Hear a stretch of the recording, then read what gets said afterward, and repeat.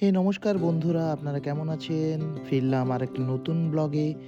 আজকে আমি মন্টি এবং মিমো যাচ্ছি ধূপগুড়িতে একটু ঘুরতে। যাই হোক, দেখুন আকাশটা খুবই সুন্দর দেখতে লাগছে। খুবই একটি পরিবেশ খুব সুন্দর লাগছে। এটা ইভিনিং টাইম আমরা যাচ্ছি। তো যেতে, যেতে আমি এক জায়গায় লক্ষ্য করলাম আমাদের যেটা খুবই আমাদের ধর্মের একটা অনুষ্ঠান কীর্তন, হরে কৃষ্ণ কীর্তন এখানে হচ্ছে।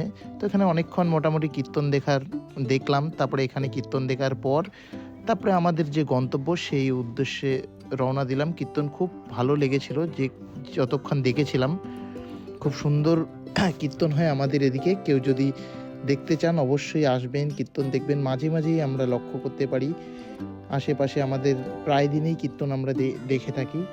তো খুবই সুন্দর লাগে, ভালো লাগে। আশা করি আপনাদেরও ভালো লাগে বা লাগবে যদি আসেন দেখতে।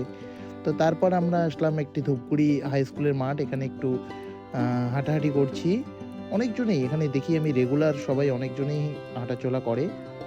সবাই এখানে হাঁটাচলা করে। সাথে আমি, মন্টি এবং মিমো, আমরা ৩ জনেই এখানে অনেকক্ষণ থেকে হাঁটাচলা করছি, একটু দৌড়াদৌড়ি করছি। ভালো লাগে সন্ধ্যাবেলায় আরকি। আমি মাঝে মাঝেই যাই এখানে রানিং করার জন্য। তো এই হচ্ছে জায়গাটি। আপনারা আসবেন কখনো, খুব ভালো লাগবে।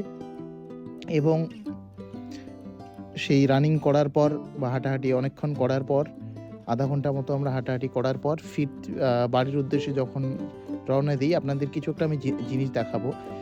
আমি বা মন্টি বা মিমো যে স্কুলে আ পড়ছি বা মানে পড়েছিলাম, সেই স্কুলটা আপনাদেরকে দেখাবো। বৃদ্ধাশ্রম কদমতলায় এই জায়গাটি, ধূপগুড়ির কদমতলা নামক একটি জায়গা। আপনারা যদি কখনো এদিকে আসেন স্কুলটি দেখে যাবেন। খুব সুন্দর একটি স্কুল। এই দেখুন স্কুলটি অনেক বড়, অনেক একটি বিশাল একটি জায়গায় অবস্থিত স্কুলটি, অনেক বড় একটি স্কুল। বৃদ্ধাশ্রম দিব্যজ্যোতি বিদ্যানিকেতন এই স্কুলটি। আমার সেই স্মৃতি, স্কুলের স্মৃতি সবার জানা থাকে কেমন হয়, সেই স্মৃতি নিয়ে। তো চলুন আজকে ব্লগটি এখানেই শেষ করছি। ফিরবো নতুন কোনো একটি ব্লগে। তো নমস্কার, ভালো থাকবেন, ধন্যবাদ। সবাই ভালো থাকবেন। Thank you.